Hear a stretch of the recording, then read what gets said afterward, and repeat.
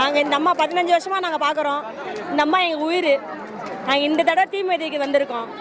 எங்கள் அம்மா உயிர். இந்த அம்மா எங்களுக்கு ரொம்ப உயிர். இவங்க இல்லாத நாங்கள் இல்லை. மலையூர் அம்மா இல்லாத நாங்கள் இல்லை எப்பவுமே.